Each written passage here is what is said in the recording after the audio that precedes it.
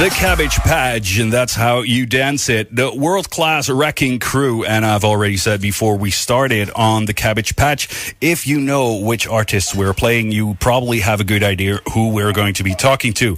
If I'm correct, we have someone of the World Class Wreckin Cru on the phone. Is that right? Yes, you do. The World Class Grandmaster himself. Exactly, Alonzo. How you doing? I'm doing very fine. How are you in California, I believe, right? Yes, sir. Doing fantastic. Having a good day. Nice. Not too much sunshine, but it's all right. Well, yeah, but there's usually sunshine, right, in California? Yeah, it's usually sunshine, but sometimes we get a couple cloudy days. Yeah, well, you know, that's also a part of life. But I would like to take you to another type of sunshine, the sunshine that you guys met 1983, 1984, when you started the World Class Wreckin Cru and came up with your first single, Surgery. Right. That was a great time, man. We was a bunch of kids just having some fun, and money wasn't the issue. We were just making records to get girls. Okay. Then I'm not going to be talking money. Did you get girls? Got girls. Okay. Got the child support to prove it. Ooh, that's not a very good sign. But in the years 1983, 1984, of course, the whole scene when it comes to hip hop was, you know, totally different from what it is today. As your group already exampled, there was a lot of electro hop in that day. There was Arabian Prince and, of course, the World Class Wreckin Cru. What was the scene like back in the day? Well, we started off as being party promoters, first of all. So we were DJs. We were a group of DJs. My company was Disco Construction. Mm-hmm. The Wreckin Cru were a group of DJs that were part of Disco Construction. I was the promoter and a DJ. And so we gave parties, and we pretty much were like the number one, number two party promoters here on the West Coast. So as we started making our own records, we started playing our own records and started developing a following. It was a whole different vibe in L.A., man. It was no real gang activity. It was gangs were around. It wasn't as prevalent as it became later on. Everybody was into the Prince, Michael Jackson music movement. It just was a different time, man. It was a lot of. It was more upbeat. Everybody was partying. I mean, I'm a professional party giver. I've been giving parties for over 30 years. I still give parties today. I'll give a party tonight. So wow. I kind of kept that tradition, even with my music career. I still own a nightclub, and when I'm not doing music, I'm in the nightclub. So yeah, that is still Eve After Dark. Well, it's the same building, different name now. Oh, okay.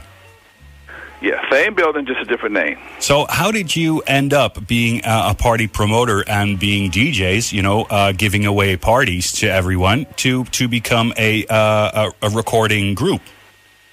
Well, you know, I fell in love with the DJing as a kid, man. Before there was 1,200 turntables, before there was So in Vega, before there was anything that we know right now, Serato, I used to go to my neighborhood dances at the park, and the only DJs you ever saw were radio DJs, and I thought that was the coolest thing in the world, to be a radio DJ and to have people respond to you right then and there.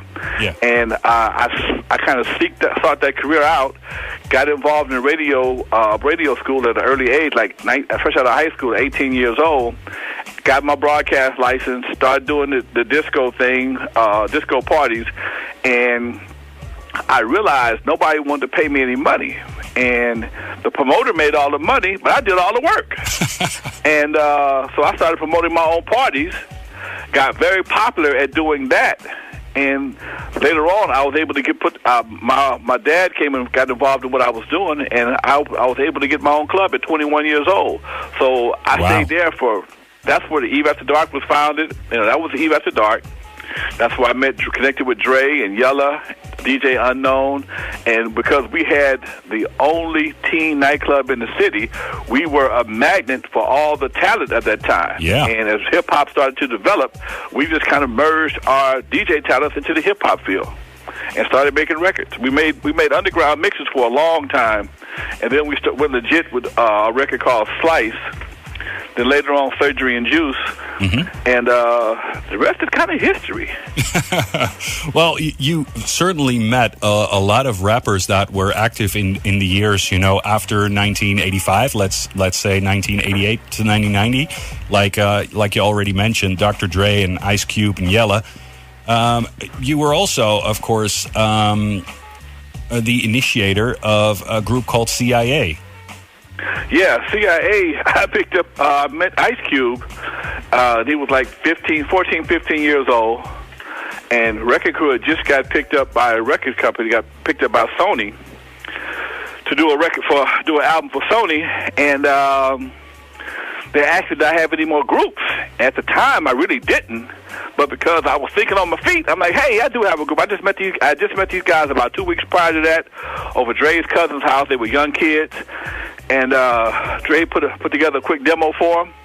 And the demo was accepted by the company, and they got a single deal before we actually got an album deal. And that group was a Stereo Crew, and that featured Ice Cube, Jinx, and KD, which later became the CIA, which later became N.W.A.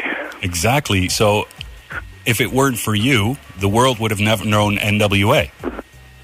Well, that's what my book is called. I have a book about that right now. It's called N.W.A. Not Without Alonzo. Exactly. That was what I was getting at. So, okay. So of course there was this. So of course this was this motion picture straight out of Compton about N.W.A. Were you in any way involved in the making of that motion picture, or are you in it? Well, there's a guy that portrays me in the movie.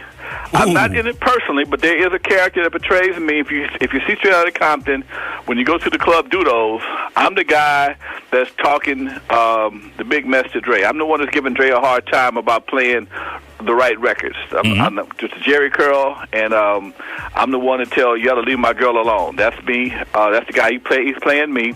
I wasn't actually a formal consultant on the movie.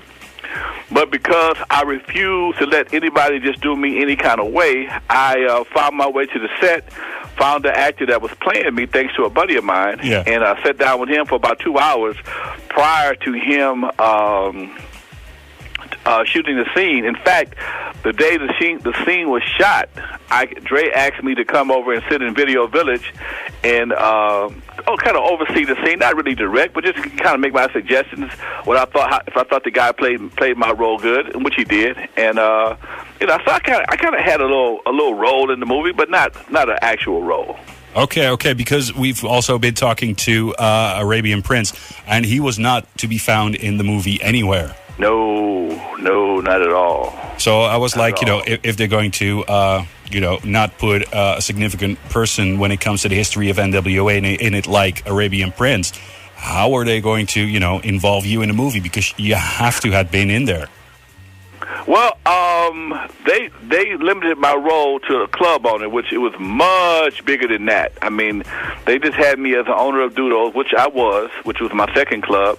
But long before that, the studio, I had a recording studio in my house. They never answered the question, why would a club owner have a recording studio in his house? Okay, so. It kind of left a few things hanging. Yeah. But those who know, which most people don't, I'm constantly surprised at how many people don't know. So that's why I felt my book was even more important, that I came out and told my story. And I'm working on a documentary and hopefully a movie. Oh, that sounds very good. Okay, for all the people in Holland that are listening right now, if you want to get something across that was not in a movie that they should know, here you go. Yes, the book is the prequel and the blueprint to Straight Outta Compton. If you're a Straight Outta Compton N.W.A. fan, you definitely want to pick up the book. It's on Amazon or my website. Well, I suggest you get it from Amazon because I tried shipping them overseas. It costs like $30 just for the shipping. So get it on Amazon. Not without Alonzo, and it's available on Amazon as well as Create Space and Kindle. So. That book is the behind-the-scenes, untold story, the stories that Dre don't know what I had to do to get Eve After Dark. Cube don't know. It starts back in the 70s when the Eve After Dark was first found. I first opened the Eve in 1979. And so it starts even before that, as I came up as a DJ to meet these guys and help them launch their careers. So this December, the best gift to give to Dr. Dre and Ice Cube is that book. Not without Alonzo. Very cool. Okay, putting N.W.A aside, what other rappers did you encounter during your career, and how did your career evolve from 1985 going onwards? Well, I formed later, in fact, 1989, I later formed a distribution company called West Coast Record Distributors, along with Egyptian Lover, Rudy Pardee of the LA Dream Team, Unknown DJ. The four of us got together and we formed our own distribution company because we got tired of getting ripped off by Macola. Yeah. And that company, one of our first big hits out of that company was JJ Fast Supersonic. Oh, yeah. Along with Rodney O and Joe Cooley's, me and Joe's first album, along with King T. Later, I dropped the Compton compilation, which featured Compton's Most Wanted, MC8, and a few other acts that didn't quite be as big as Compton's Most Wanted. But later on, I also discovered Miss Chalet. So I've had my hands in quite a few people here in Compton and in the West Coast. Cool, because it is a very talented area of California.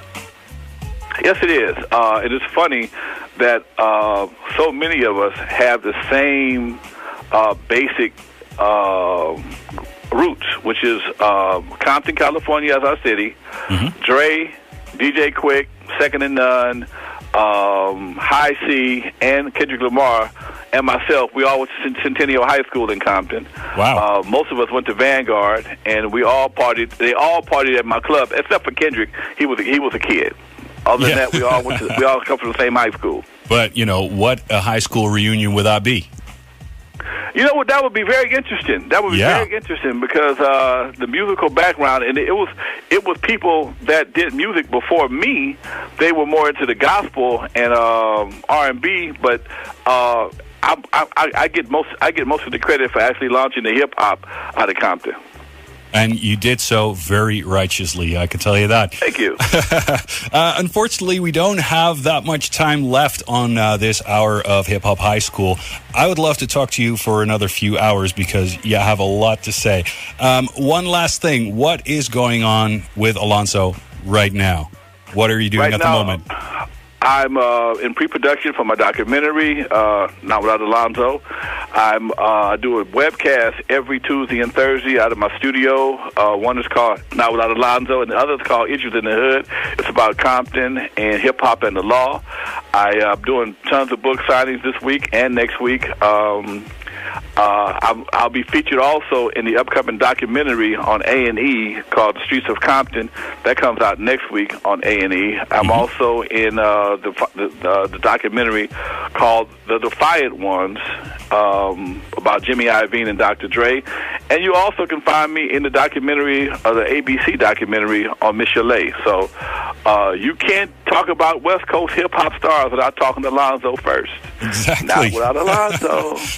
Exactly. The book that we are sure to be getting here at Hip Hop High School, Not Without Alonzo. Alonzo, thank you very much for having this conversation with us. And thank you. And all the best on all your, entrepreneur things that you got going on at this moment. Thank you. I appreciate it. Thanks for the interview. Please stay on the line because we'll be hearing some other lyrics and songs that you might remember. Juice is coming up later, but we'll start off with Surgery.